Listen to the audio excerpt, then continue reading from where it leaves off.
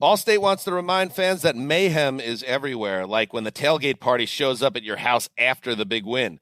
Everything's great until the hot plate gets too hot for the tablecloth. Now your kitchen's up in smoke.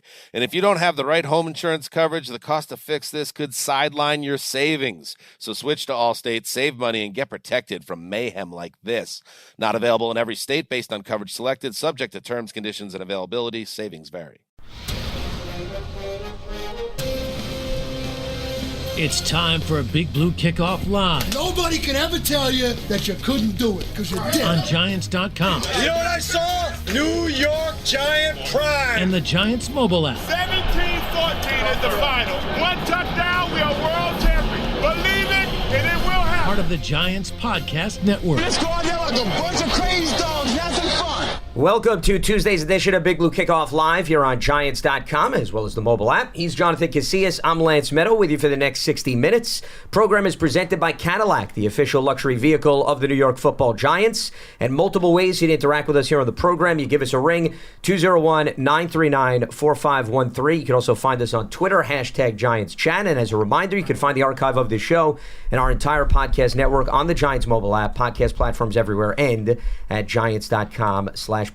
So today we'll focus on the tag deadline, 4 p.m. Eastern. Today, teams across the board can tag players. And remember, that means the transition tag as well as the franchise tag. After that, all of those players who weren't tagged are eligible to be free agents. And those that are tagged have until about July 15th to work out long-term deals with their respective teams. Now, there's been a few players that have already been tagged. And then there's the Rumorville, as you know, JC, that's going to go on across the board. But let's start right in the Giants' wheelhouse, and there are multiple reports, and remember, nothing official from the Giants' perspective, that are indicating that the Giants will not tag Saquon Barkley for the second straight year. And if that is the case, that means that unlike last season, Saquon will have an opportunity to test the market. And as you know, based on being a former player, all it takes is one team to blow a player away, and then all of a sudden they can make a move. But it appears right now that the Giants will allow him the opportunity to see what's out there. And that doesn't mean that he's not coming back, because they could very well match,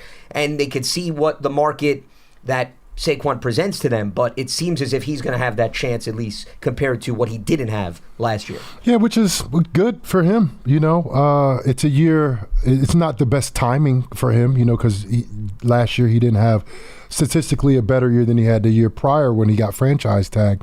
You know, so timing wise, it's not the greatest for him, but for him to have the opportunity to get a long-term deal, which is what he wants, and there's another thing that he wants too, and no, he wants to stay a Giant, you know, and him hitting the market kind of, you know, takes that down a little bit. It's not so locked in, you know. Franchise tag, he's locked in, you know, like they had him last year, and everybody's like, is he going to sign it? We all knew that he was going to sign it, you know, and they ended up working out a deal, which I think worked out for both sides, you know, with the extra, whatever, $800,000 or whatever the case was that he got.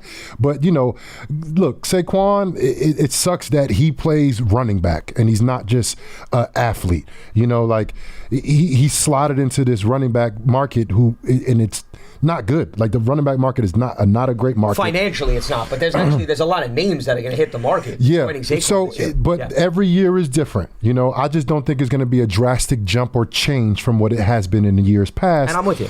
And you know, I think McCaffrey, he was kind of the anomaly. I don't think teams are willing to shell out $15-16 million a year for a running back and give X amount of guaranteed dollars to them. So I don't know if this is the best timing for him, but I think it's an opportunity to see what it is in the market, what value he has in the market, and then hopefully the Giants will match, you know, if he has another offer from another team, because I think it'll be a mistake if they allow him to leave. Well, he's their best offensive weapon. Right. I mean, based on the numbers alone, forget the optics, just statistically speaking, he was their offense last year. Now, has he dealt with some injuries? Of course. Everyone, for the most part, at that position. And you and I have had conversations. Saquon's not a running back. He's a weapon. Just like Christian McCaffrey is a weapon. But you got Barkley hitting the market, potentially, of course, with guys like Derrick Henry is set to hit the market, Austin Eckler of the Chargers, Tony Pollard of the Cowboys, Josh Jacobs of the Raiders. This market is being infused, JC.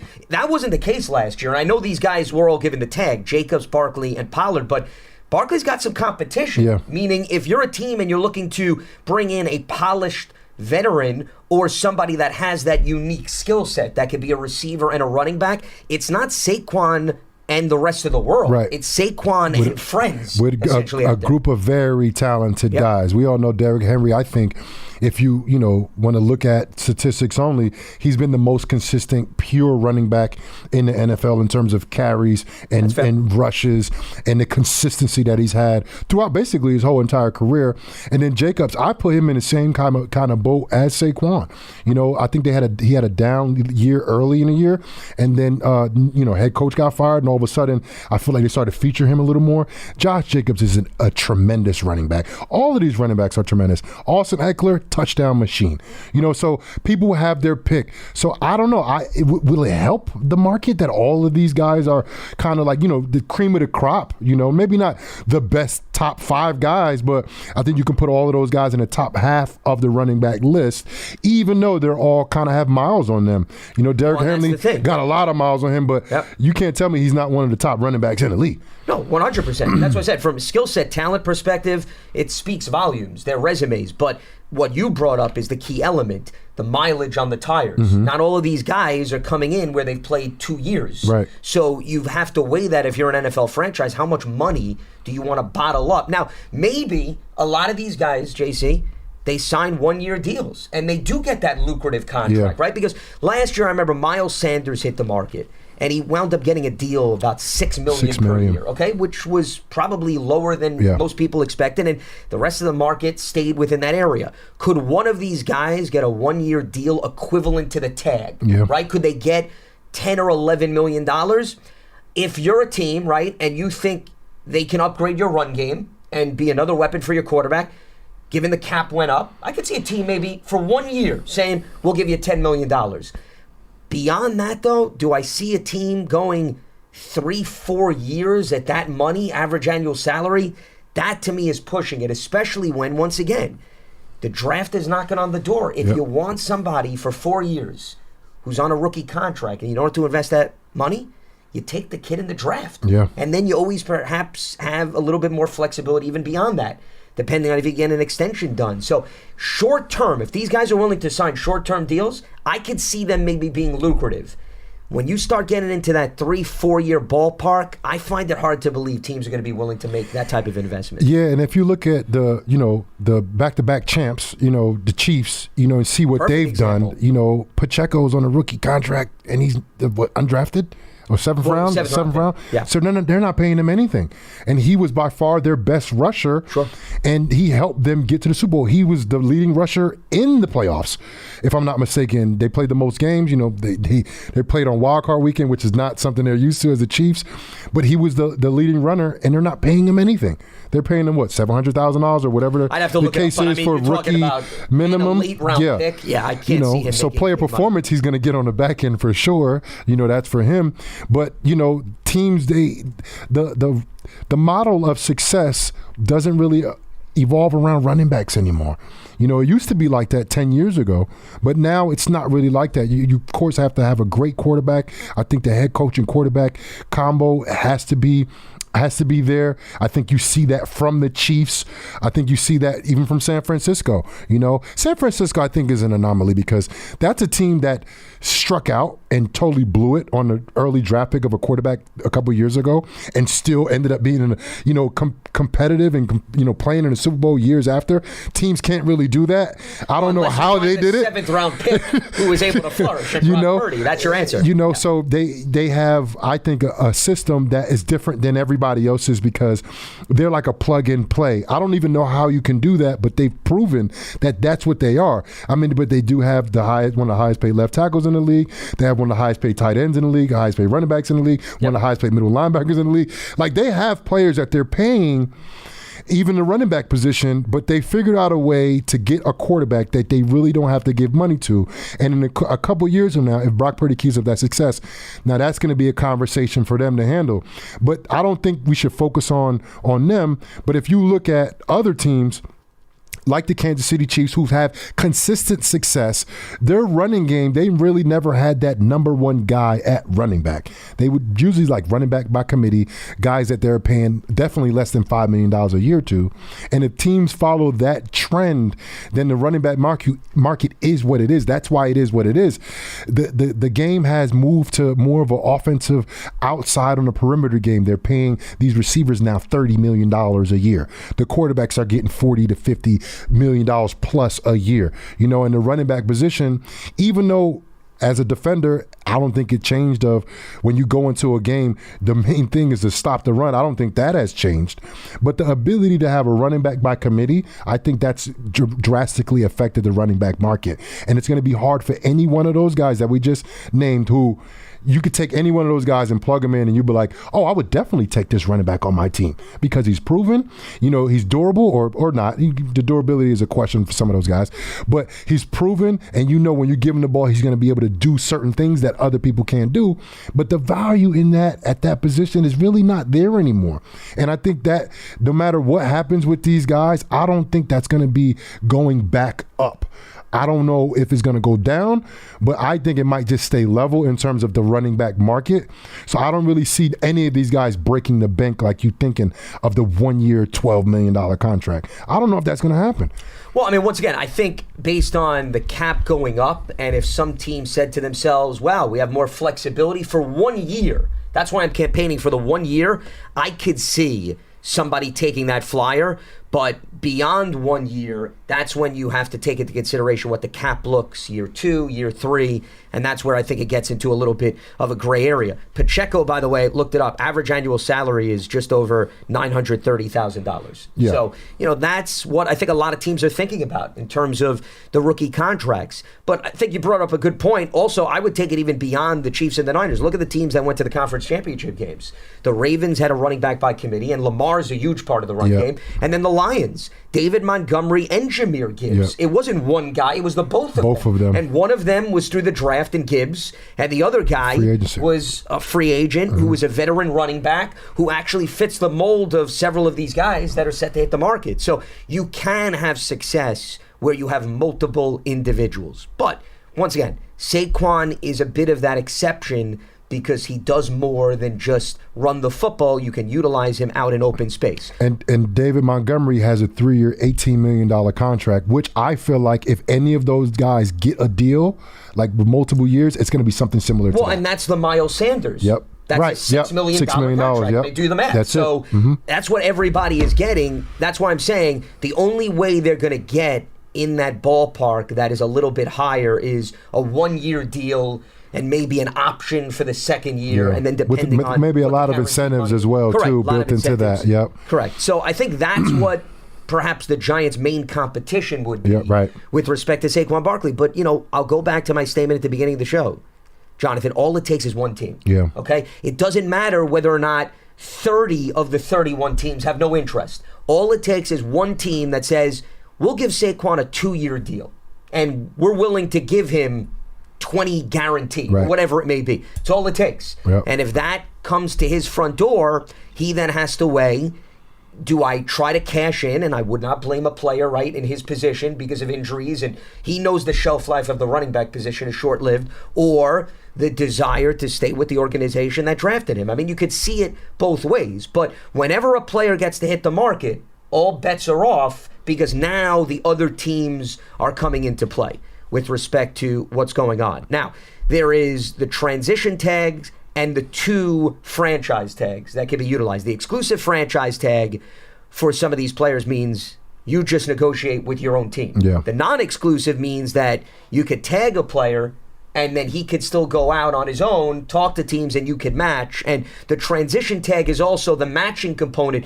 The difference with the transition tag is if you lose a player to the transition tag, you're not getting a pair of first-round picks in return. The franchise tag, you get a group of first-round picks. So that's why I always look at it as, even if you don't want to utilize the tag, meaning you don't want that to be a placeholder, it's not a bad weapon to tag a player with the transition tag or the non-exclusive. Let the market dictate, right? You could tell a player, go out, talk with teams. They have the right to do that. And then if they don't get anything back in return, okay, you have leverage then as the team. Right. Or you can always rescind the tag, JC, right? I mean, nobody's putting a gun to anybody's head and saying once you tag a player, there's no wiggle room. We've seen... There were situations, rare, where a player's tagged and then all of a sudden, about a month out from the season, they rescind the tag and then the player is able to see what he wants to do. So the tag is not the end-all, be-all for the team and the player. It's just a matter of, this is where it gets a little tricky.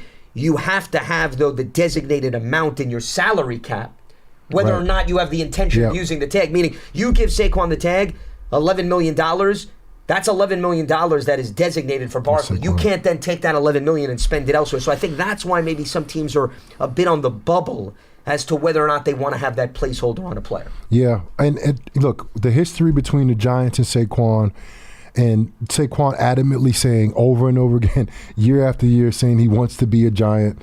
He wants to be here. I think it kind of gives a leverage a little bit more to the Giants in terms of, look, we know you want to be a Giant forever. You know, we understand the running back market. That's why I think they did what they did last year, franchise tagging him and not giving him that fully guaranteed or guaranteed contract where they're guaranteeing him $20 to $30 million or whatever the case is up front. And, you know, the shelf life of a running back is not that long. Saquon has had, I think, 2 years where he was relatively healthy, which bodes very well for him. Production numbers were down this year. But the Giants have that franchise tag with what they got. 3.5 more hours to figure out what they're going to do. Yeah, they got till 4 p.m. Eastern. Right, what they're going to do with Saquon in regards to that.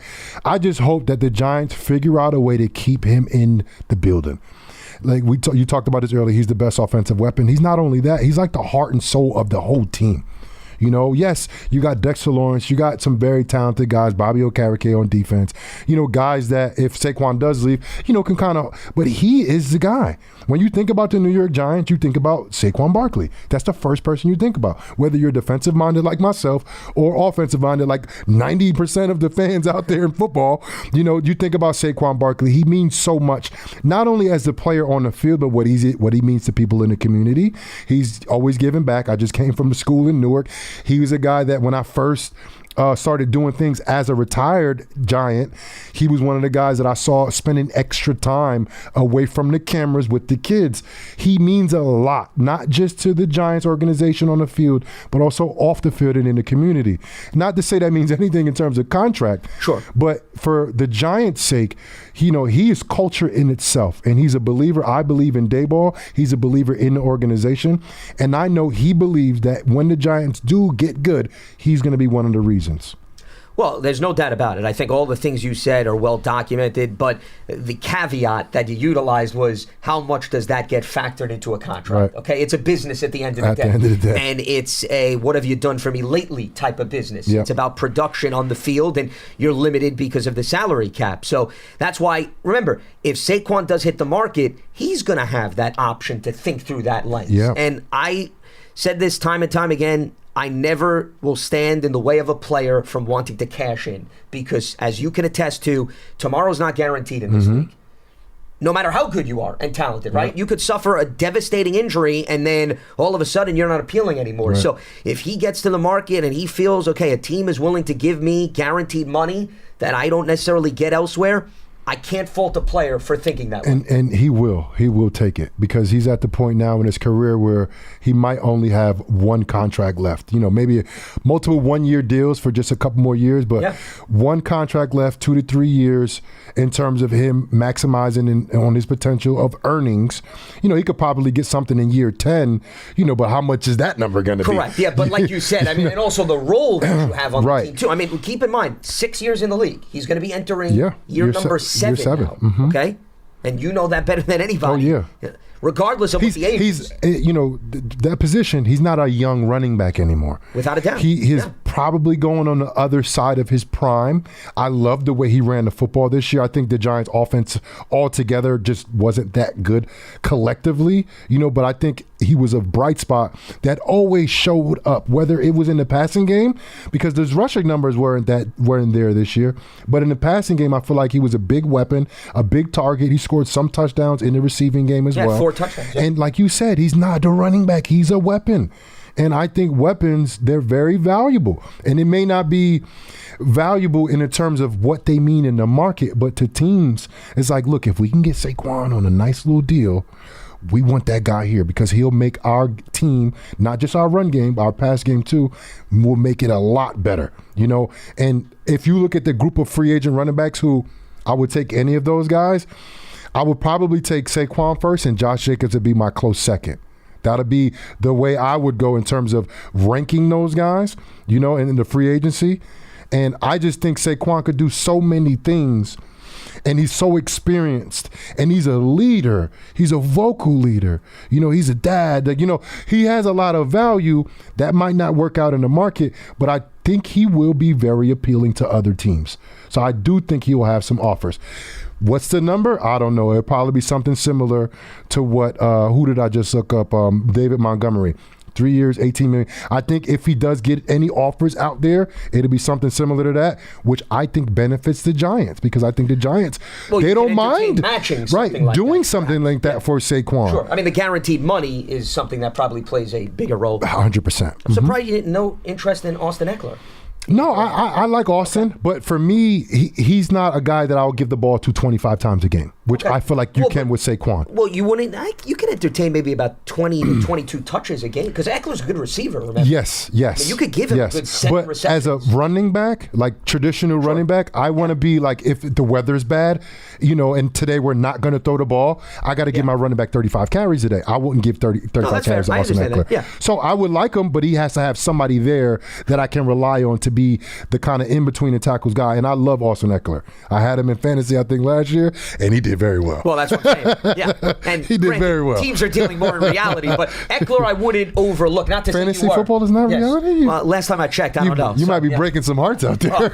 Rude awakening. Yeah. Spoiler alert. Yeah. I thought maybe the first term fantasy would give it away, but perhaps we have to peel back the layers to those circumstances. Lance Medow, Jonathan Casillas with you here on Tuesday's edition of Big Blue Kickoff Live. Few reminders before we open up the phone lines here, analyzing the franchise tag deadline, which is coming up at 4 p.m. Eastern. Giants Huddle podcast. You can check that out on your favorite podcast platforms. You can also go to giants.com/podcast. As far as looking ahead to the 2024 campaign, you can take your fandom to the next level. Season ticket membership, stay connected to the club all year round, not just on game days. Memberships are now available for the 2024 campaign. To learn more about all the exclusive member benefits, visit giants.com/tickets. Limited inventory is available. And the Giants official connected TV streaming app, Giants TV, it brings you original video content, game highlights on demand and direct to Big Blue fans. Giants TV, it's free. It's on Apple TV, Roku, Amazon Fire TV, and the Giants mobile app. All right, let's open up the phone lines. 201-939-4513. Brian is in New Jersey joining us here on BBKO. What's happening, Brian? What do you got for us? Hey, Lance. Mr. Casillas, pleasure talking to you guys. How are you? What's going on? Doing well. What's on your mind? I was just kind of thinking about the overall state of the Giants. Just want to give you my take on what my dream scenario would be like. Obviously, granted, I understand cap limitation, how the market's going to play out, draft. But I really wanted a wide receiver at first. But after really thinking about it, I really think that first and foremost, we need two things, right? We need to solidify that offensive line, and we need that pass rush. I think those are the two top things that we really need in order to be competitive, especially with Saquon. Hopefully he comes back.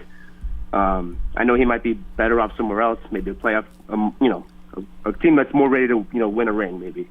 Obviously, granted, if he's going to get that money, hopefully not, so that way we can keep him. But if we get Joe Alt with pick 6, I'm going to be a happy man. And then I know we have that rumor going around about signing that Patriots guard. I think those two additions will be a big difference. Let me just jump in here, Brian. Based on the Patriots cap space and how valuable he is on Wenu, and the fact that he can play tackle and guard, I'd be very surprised if they allow him to walk. Very surprised. I see. Okay. Well, that being said, then, I think there might be one or two other, possible guard signings that we can, replace Glowinski with. We have, Andrew Thomas, first-round pick, Evan Neal, first-round pick. Whether they move him to guard, or if they want to, or if they want him to play tackle, who knows? Let it battle it out, and then we have good quality, first most of our line is first and second round talents.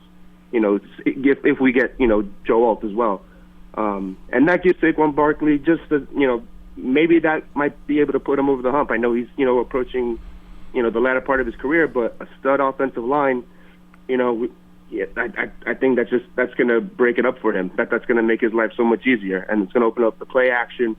And then I think Brian, what you got to understand, keep in mind is, remember, Barkley has to make a decision well before the draft. So he's not going to be thinking about what potentially the Giants could do with that 6th overall pick. I understand what you're laying out, but when you throw out, they may take an offensive lineman, if Barkley's a free agent, in all likelihood, he's getting a deal done well before the draft, whether it's to come back to the Giants or it's to go elsewhere, assuming he's not tagged. I see, yeah. And if you think about it, if he does walk, with a revamped offensive line, and hopefully this is it. Like, I know we've been talking about this for 10 plus years, but I think we're pretty close. I don't think we're that far off. Maybe one or two solid players. I think will make all the difference. Where our second string, third string running backs that do become the starters. If Saquon leaves, I think that a good offensive line will allow them to actually be main contributors to this offense without having that stud wide receiver, especially with the play action pass. Hopefully DJ,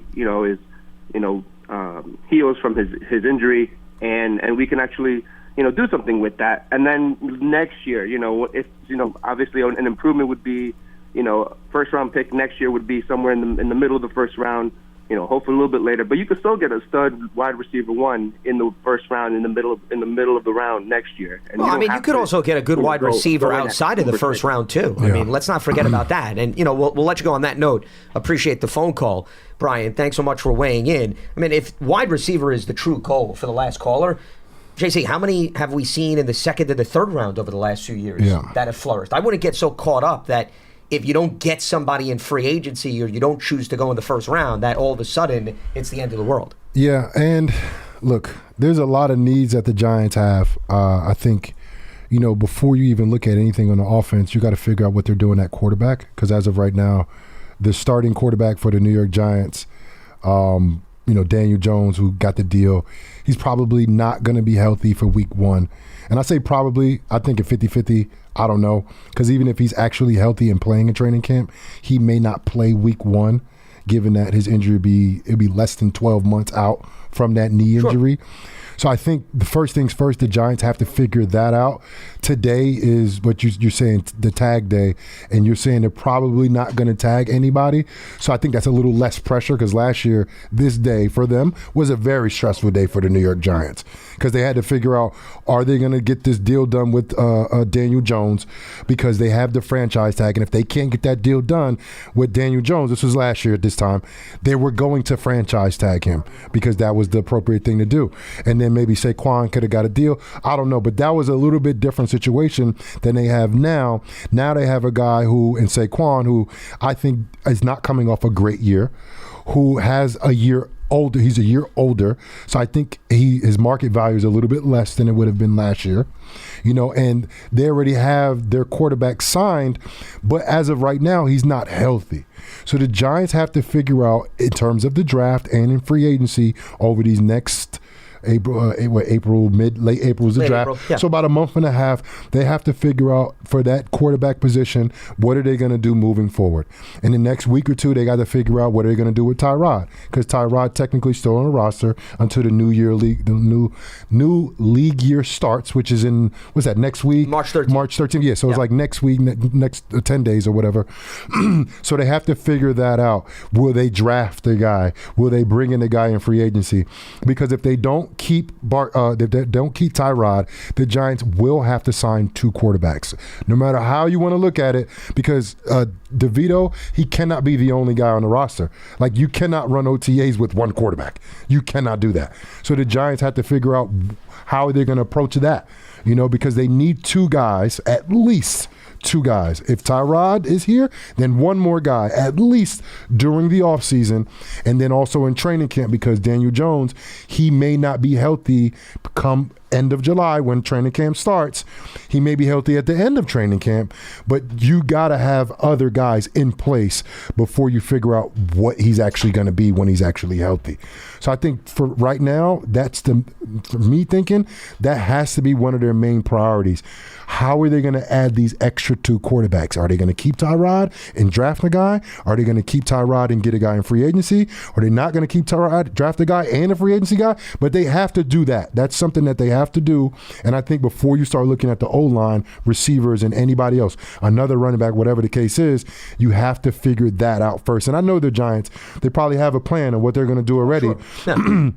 And what they're going to do. But priority-wise, for me, I think that's the first things first.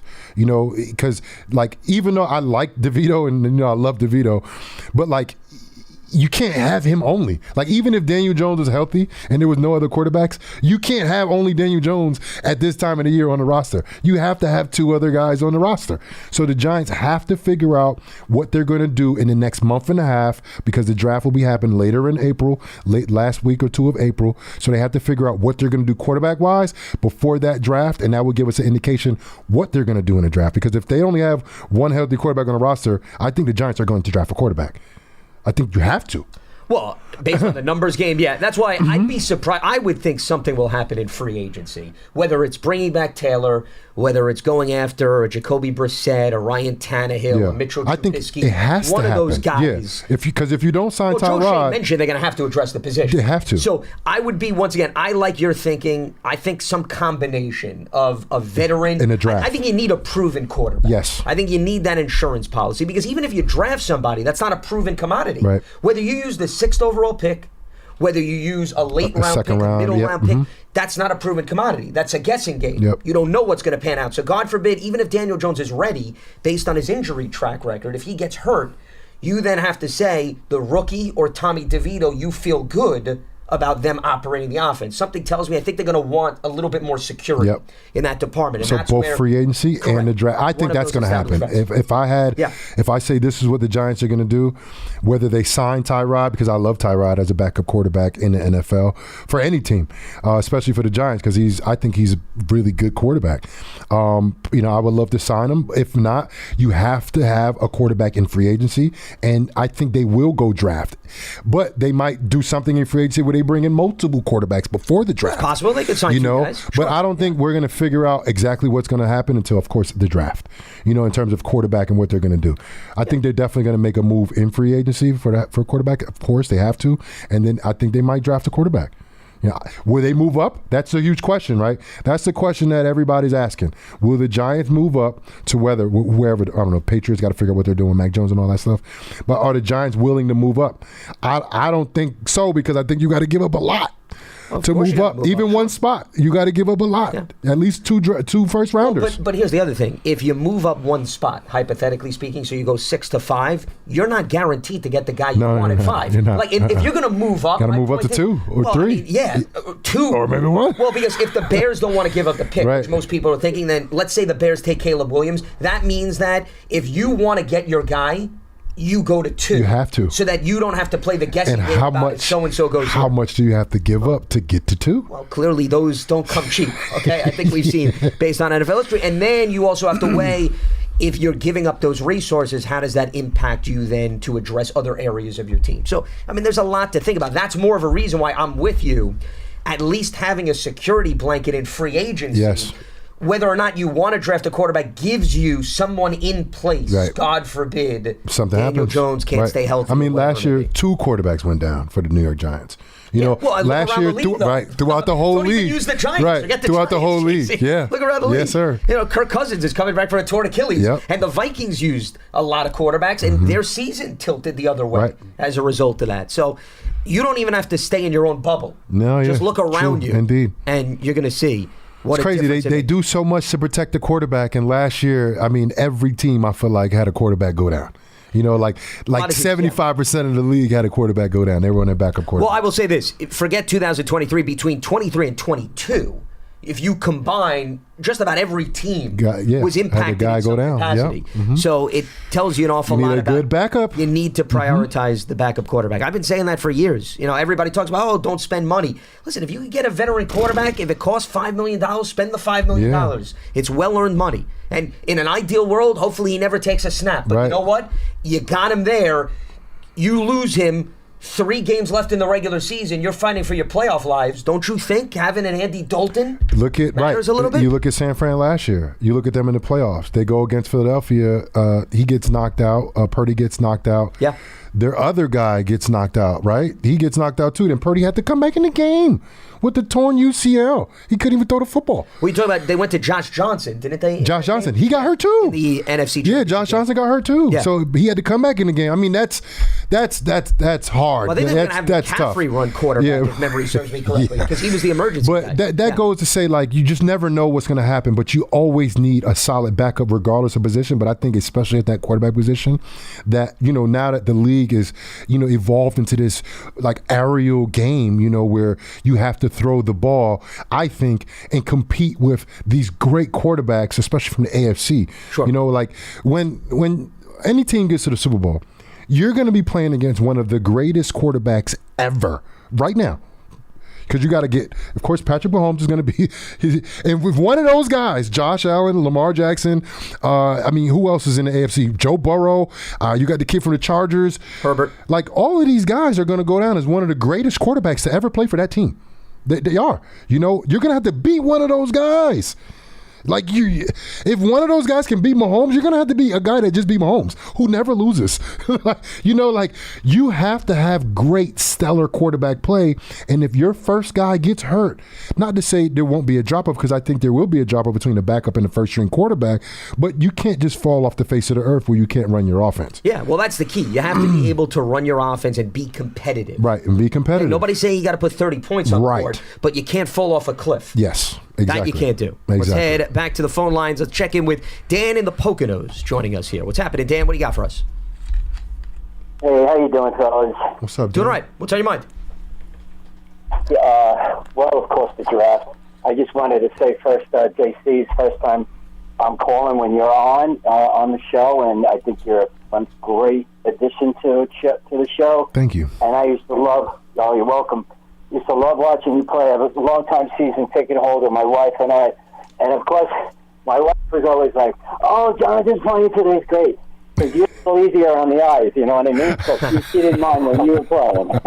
I appreciate that. Tell your wife I said thank you. Yeah, she appreciated your awesome tackling, too. So, anyway. Okay. I think this is like such a simple, no-brainer decision here, because if you've been a Giants fan for the last, even the last 5 years of Eli's career, we know what it's like with the O-line. We've been trying to fix it. We have the opportunity now to take this kid off, put him on the right side. At first, I thought it was a problem because I'm like, oh, he plays left. Can he play the right side? And then after hearing a few guys on the podcast that you guys have with John, everyone's showing that off. Oh, he'll be fine at right. So if that's the case, if this guy can be a great right tackle, I don't care about Neal. Put him as a guard. If he makes it, he makes it. That would be great. If not, I'm sorry.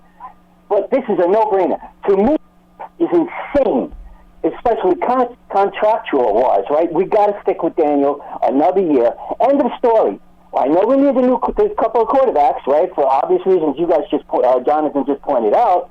You need those 2 other quarterbacks just to function. But there's no way in hell. If you move up, you're insane. You should be just brought out of anything in the world, I think, because this is just a simple no-brainer. We have a chance to fix that O-line. We got to fix it. End of story. And there you go. I said it, man. All right, Dan. That's fair. Appreciate the phone call. Thanks for giving us a ring. Yeah, that's fair. I mean, the Giants have had offensive line, woos the last for a long time, not just the last couple of years, for a long time. It's been a process. When I was playing, that was a question that the Giants had. They had the kid from Miami, Eric Flowers, that they brought in, and he ended up not doing, I think, as well as some people hoped, being a first round draft pick. But that goes to show you that it's not a guaranteed thing. If the Giants go high in the draft to get one of these, amazing tackles and put him at right tackle, move Evan Neal in. What if he's not good the first couple years? Then what? We're going to give up on him? Because Evan Neal's been getting a lot of heat, the last couple years, because he hasn't played up to the potential of one of the top linemen coming out. So it's just not. He's saying it's a no-brainer. It's really not. It's very difficult to make these decisions. And if the Giants, go ahead. if the Giants have an idea of who they're going to draft and they're not going to move anywhere, even that is not a no-brainer. Because what if somebody slips and takes their guy? What if somebody drafts in front of them? Should be trades in front of them and take the guy that they want? It's very difficult. I wouldn't want to be in Joe Shane's shoes right now. I think he has a lot of ways he can go. But what I do think, I think he's going to make a good decision. Like I feel like I trust his decision making. I feel like he's brought in a lot of high character guys. I don't feel like they've always played and panned out on the field, as they should have, I believe. But I think he's doing things the right way. He's bringing in high character guys that are good for the culture of the program, that are good for the program. I think he's moved some pieces out of the program that he feel like wasn't good. I think one of the best things that anybody has done for the Giants, and I don't want to talk bad about the kid, but Kadarius Toney, moving him from the program, I think was an addition. So sometimes getting rid of a piece here and there is an addition by subtraction. So there's a lot of things in a lot of ways the Giants can go early in the draft, but nothing's guaranteed. Even free agency. You get Kenny Golladay over here thinking that, he's one of the highest touted free agent receivers. He had a great year in 2021. Was it 2021? With the year Lions before? Last year with the Lions. He had a pretty good year. 2021, he was one of the leading receivers as has that 50-50 ball to throw up in the air type of guy, and he came here and he really wasn't that good for the Giants. 2020, because he was here for 2 years. Right, he was here for 2 years. But actually, that year he was banged up. It was 2019. That was the year that he had over 1,000. And then 2020 is banged up, and then 2021, 2022, he was here in the Giants. Yes. But even that, that's kind of like a no-brainer, but nothing's really a no-brainer. Bringing somebody in free agency, I feel like they're more of a proven commodity at the league level, but they also have more wear and tear in their body. I had to stop playing because I was so beat up. Even though I had my best years, basically the year I retired, I had my best years, 15, 16, and 17. But my career ended because I was done getting hurt. And I was only 30 years old, but that's old in the NFL. Oh, sure. Saquon's approaching that mark too. And he has a lot of wear and tear on his tires. So nothing's really proven. Nothing's proven. Nothing's a no-brainer in the NFL. This is a very difficult time, I think, for teams. Like players, unless you're Saquon free agent, something like that. Players are just working out and they're kind of just going through what they need to do and getting ready to come inside the facility for off-season training and stuff like that. But upstairs, the coaches, the GMs, their brains are just working. They're constantly looking at film and asking people about personal relationships with these guys, about some of these draft picks. They're looking at free agency. So this is a very tough time. I don't think there's no-brainers out there. I don't think you can look at free agency or the draft and look and say, that's a no-brainer, we need to draft him. Even Caleb Williams, I don't think he's a no-brainer. Well, nothing's guaranteed in the NFL. Yeah. And the other point about Alt, who I think is an outstanding offensive lineman, I wouldn't go so far to say that, you flip a guy from the left to the right and everything's going to be great. We've seen some horror stories. Remember, you're talking about, listen, you know this better from being a former player. I know you didn't play the offensive line, but it's all about footwork. Yeah. When you go from the left to the right side, your footwork is completely flip-flop. Flip-flop. So he's only been on the left side to just make the assumption, a few commentators said everything's going to be great. And then all of a sudden you get a rude awakening. You've got to think through. We hope. You hope, but you got to think that through. Yeah. You have to say, okay, we're not moving Andrew Thomas. We bring in a sole left tackle in college to play right, that there is no concern. We spoke to his coaches. He's going to be able to adjust and adapt. and it's not going to be a problem. That is not a no-brainer. Right, especially when you get these pass rushers like Max Crosby, who's used to going against right tackles that are elite right tackles, that's been playing right tackle all their life, and he's embarrassing them. How do you think that new right tackle is going to do against Max Crosby? You know what I mean? Like, you can't be thinking like that. Like, everything's a process. Nothing's guaranteed. You know, Daniel Jones got signed for this nice deal. Daniel Jones got hurt twice last year. You know, he got the hurt neck and the knee. You know what I mean? Like, nothing's guaranteed, you know, and I think that's what makes football so fun during the offseason, because you just never know what's going to happen. You know, the season, of course, is fun. It's fun to watch football. It's fun to talk about football. It's fun to go to the games. All that's cool. But I think what makes it fun during the offseason, because you just never know what's going to happen. Everything's up in the air. Are they going to franchise this guy? Are they going to keep him? Is Xavier McKinney going to come in? Are they going to bring in a right tackle? Is Evan Neal going to move? Like, they're going to bring in a pass rusher? Like, it gets exciting. Like, you know, I think when we first started working together, I'm like, what are we going to talk about during the offseason? There's a lot of things to talk about during the offseason. It doesn't. Yeah. You're never searching for content. But I'm glad, JC, you brought up McKinney, because earlier in the program you were talking about last year they had the decision between Daniel Jones and Barkley, which added a little bit of stress as we were getting towards this deadline later today. I don't think it's as stressful, to your point, but you are thinking about McKinney as well. Yeah. McKinney is another player we haven't brought up. I mean, the reports indicate that they may not use the tag on Barkley. They could very well still use the tag on McKinney, whether it be the franchise tag or the transition tag, as I mentioned.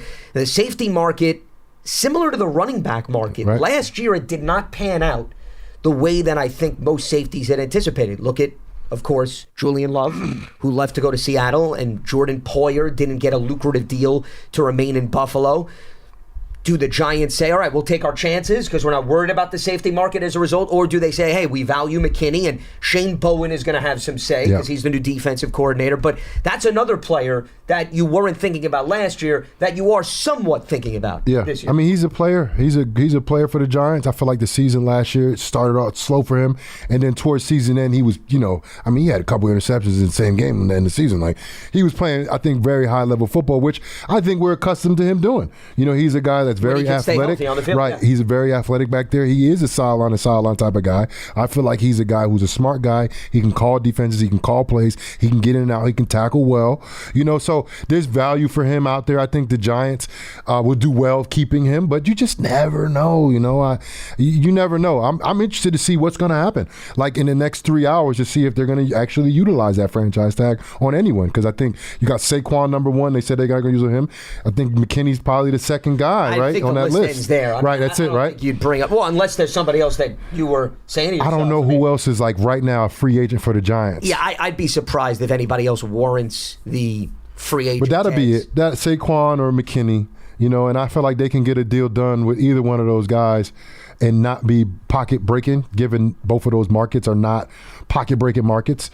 You know, like a corner is different. You got to pay corner $13, $14, $15 million, $25 million guarantee, whatever that number is. It's a little bit different. But those positions, running back market, are, I think, in a similar ballpark. And years ago, they were very high valued. I mean, Landon Collins got signed for like $15 million a year back in 2018 with the Washington football team? Yeah, no, well, you're right. Redskins back then? You could say the Commanders. I mean, they changed so many times. Well, I played against the Redskins when I played. About. Yeah, sure. I was trying to figure out what year it was. Or you could have taken. Did they even have a name that year? You could have just said he signed with Washington. Then don't play the guessing game. That's it. We know what you're talking about. No, but to your point, here's the other thing. McKinney, remember, is younger. He wasn't a first-round pick. So you didn't have the fifth-year option with McKinney. Yep. Whereas Barkley, you did. Those are things you have to weigh.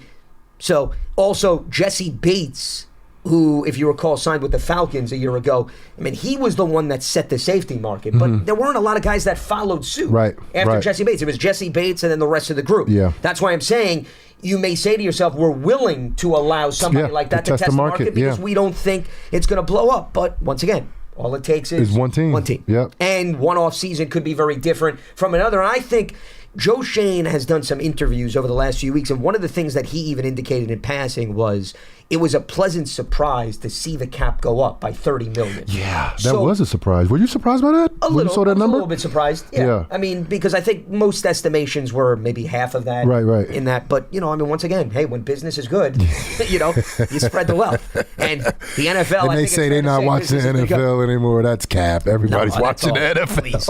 All you got to do is look at the ratings and the numbers. I mean, they can print money if they like. Right. That's a whole other topic of economics. But in all seriousness, I think that a lot of teams may now say to themselves, okay, we have a little bit more wiggle room to A, use the tag. That's number one. Or B, we have enough wiggle room that if we let the player test the market, we feel okay that maybe we can make a competitive offer to match. Yep. I think it could go one of two ways. Yep. And that's why you may see some players not be given the tag that we had anticipated, or you may see a bunch load of guys given the tag because teams are going to be like, we're not going to take any chances. We have enough room to give them the tag. We're going to lock it in. We'll spend the next few months negotiating, and we'll leave it at that. Yeah, because there's other teams out there that be looking at your guy like, and hey, we're willing to pay him. Even though you're not, we're willing to pay him. So exactly. I think that's what Saquon's hoping for, that if he does leave New York, somebody will actually give him $20 million fully guaranteed, which would be good for him,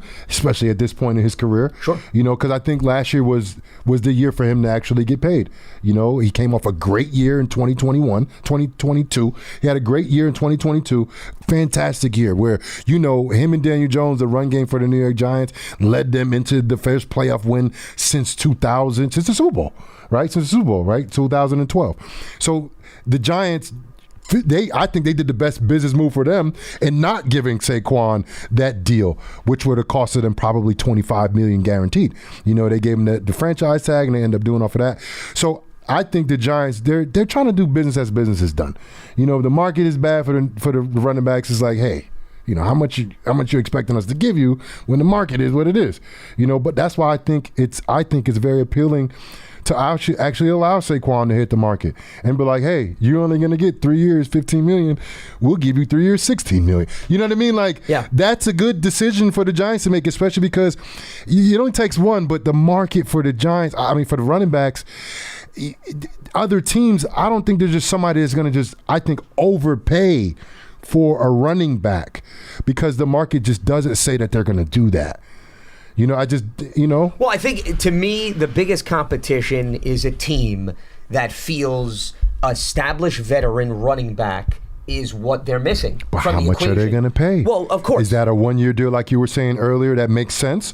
Yep. Do they lock in a 3 year, something similar to what David Montgomery got, $18 million? Sure. They could give a 2-year offer for, let's say, I don't know, $22 million. I'm just throwing out a number. Which is very good at this time. And once again, I'm going a little bit maybe on the higher side. Right. But I think through his lens also, he's weighing the guaranteed money. Remember, yes, you have to. There's make-believe money, monopoly money, and then the real money. So what are you looking at of the $22 million? Are you going to guarantee him 15? Right. You're going to guarantee him 16. Yeah. That's when that million here or there. Yeah. That matters 100%. Or what are the incentives? Right. Are they individual incentives? Are they team incentives? Right. There's a big difference, as you can attest to, between that. Right. You want to have control over your incentives. Right. Because you could have a great season, the team doesn't do well. Well, what am I going to do? Right. But I could go around and speculate. But there are a few teams that may have a young quarterback and say, oh, if we go after Saquon, for example, the Texans. I was about to say Houston. CJ Stroud, that name's been coming up a lot. Yeah. The Texans didn't have an unbelievable running game, a respectable running game. Could they say, man, if we go out and get a veteran who's a weapon, could that help the quarterback? I'm just, once again, Singletary was there, right? He was a solid. But they brought him over from Buffalo. Running back. He was solid, but he's not Saquon. Let's be real. He's not Saquon. Of course. He's not Josh Jacobs. He's not that. He's solid, but you put a Saquon there, like that is that looks really good down in Houston. Yeah, or for example, and I know the Broncos have some running backs, some of them have been hurt, but remember, Sean Payton comes from the school of thought with Alvin Kamara from New Orleans. Does Denver say, and remember, we don't know who's going to be their quarterback right now. Right. Do they go after somebody like that? Once again, you got to think in that lens, and that's why all we could do is we come up with 2 teams. That's enough competition. Yeah. So that's at least what I'm thinking about in terms of how the market plays out. All right, let's head back to the lines. Wilson is in Roxbury joining us here. Well, Wilson, welcome to board. What do you got for us? This is James. Did we lose from Wilson? Georgia. Okay, we lost Wilson. James, what do you got for us? Yeah, because as soon as he said Wilson, Hey, boy. I was like, oh, Lord, let me follow that. But I'm gonna say something that might be in the spirit of something Wilson might say. That you can't let. I know the market is gonna dictate business, right? But a take I like is because everybody else doesn't value their wives doesn't mean you don't buy your wife anniversary gift. You know what I'm saying? What the Giants value Barkley as to their team shouldn't say, well, we're not going to pay you just because. And another take that really kind of irks me is that somebody says, well, I know, Lance, you said this, that just because, say, Le'Veon Bell put the example out there that sitting out isn't really going to be lucrative for you, that doesn't mean that Saquon can't do the same thing and the results be different. With respect to what? I don't understand the comparison to Le'Veon Bell. What's the point there? Well, because everybody always says, well, they're just going to take what they give them, and they'll be crazy to sit out and. Well, because Le'Veon Bell had the franchise tag, and that was a fully guaranteed 1-year contract. You show me another player that has turned down a fully guaranteed 1-year contract and said, "I'm not playing," other than Le'Veon Bell. Give me another example in NFL history where that's happened. Well, all right. So just because there isn't another example of that doesn't mean that somebody doesn't value themselves. Sure, but there's something called track record, and track record matters in any business, in any corporation. So you could say, yes, tomorrow somebody could all of a sudden turn a new page. But if Bell is the only example, since the franchise tag was implemented in 1993 to 2024, all you could give me is one example, and Bell came along in the mid-teens of the 2000s, I would say the chances of that happening again are slim to none. Yeah. I mean, I get it, but then you're talking about guys who may feel disrespected by these numbers. And if Saquon's like, oh, well, if I play again under this low number, there's a chance I can't walk in 5 years. I want to try to cash out the number that I'm going to get, now. And if nobody's willing to give that to me, it's not like I'm broke. Saquon used to be homeless. You know what I'm saying? It's not like he's going to be like, oh, I got to make so many freaking millions or my life is over. I find it hard to believe that if Saquon was tagged, he would sit out the season. Once again, you're talking about giving up $11 to $12 million in guaranteed money. He would never. I mean, Josh Jacobs felt disrespected. Did he sit out? Tony Pollard, was coming off an injury. He took the guaranteed money, and maybe he's a little bit of a different situation. But the bottom line is, I'm giving you example after example, and I could say they felt disrespected because they weren't able to test the market, and they came back and they suited up for their respective teams. So, you could think differently that somebody out of the woodworks is going to all of a sudden start a new trend. I'm telling you, that's not happening. It's just not. I mean, we never heard that the running backs all got together and had a collective Zoom meeting together about how their market, and what did that lead to? And did the running backs rebel? So they had the Zoom meeting. What happened then? Everybody else came back and played. What happened? They all became Instagram friends. Your point being, so they got together, they expressed the fact that they were frustrated over the running back market, and then everybody then, come September, suited up and played football. Yeah, every single one of them. So you're going to tell me they're going to have a meeting of the minds again this offseason, and what are they going to do? They're going to come back and they're going to play football. I don't understand where we're going with this. So when the running back position becomes, the replacement, and you don't have a Saquon or a Josh Jacobs and those good guys playing the position anymore because they're not getting the money that they deserve like tight ends get, then, we'll see, I guess, when we cross that bridge, because like I said, not everybody is motivated by the almighty dollar. Listen, of course. Some people have a lot more things to think about, like health and being able to survive 5 years from now when they have to pay their own insurance. You know what I'm saying? Which is a Sure, lot but I more mean, than once what again, me and a you- guy like James, though, and listen, we appreciate the phone call, but I mean, I really think, JC, we're jumping off into the deep end with all of this talk. I mean, Saquon, where he is, 6 years into his NFL career, clearly the guy still wants to play football. He has a passion for football. I can't see him now being of the mindset that I'm going to give all of that up because the market is not allowing me the flexibility. No, because even if he wants to sit out, this was the mistake Bell made. You're never going to get the money back, even if you're fortunate enough, right? And you were talking about Saquon getting like 1 year deals when he's 30, 10 years in. He's never going to get the money of $10, $11 million in guarantee 5 or 6 years down the road. The math doesn't add up. No, and let's say he does sit out, right? He's less valuable next year. Because there's more wear and tear. Yeah. He's older. He's older. Yeah, he may not have the touches, but he's older. Sure. You know, and what history tells us, Le'Veon Bell, he sat out, he came back, and he didn't do anything. He didn't do anything for the Jets. And I think Le'Veon was one of the best running backs in the league before he sat out. Yeah. I played against him. The guy was a stud. Saquon, none of these guys are sitting out. None of these guys. It may not be what they want and what they're looking for, but they'll play with the money that they signed for. That's just what it is. They might sit out all the way up until a training camp, but they're not gonna sit out. And it doesn't really benefit them to sit out training camp either, because then you're gonna be not in football shape. The only way you can get in football shape is by playing football. It's the only way. You could do all the running, all the training, all the running hills and lifting and squatting and all that. Until you put a helmet on and running around with other people and hitting and tackling, blocking and doing all that, you cannot get into football shape. So I expect Saquon, if he does sign with the Giants or another team, he will be suited up first day of training camp, wherever he's at. Because it makes the most sense for him, for his career.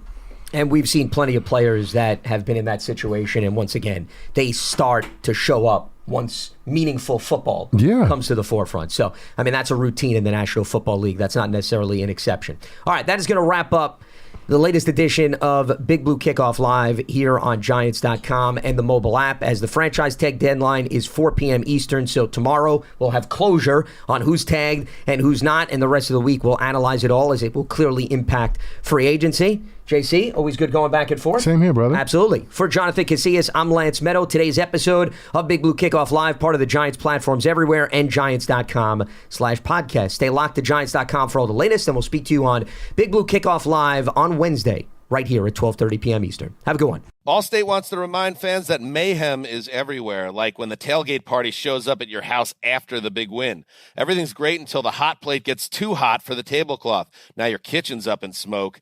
And if you don't have the right home insurance coverage, the cost to fix this could sideline your savings. So switch to Allstate, save money, and get protected from mayhem like this.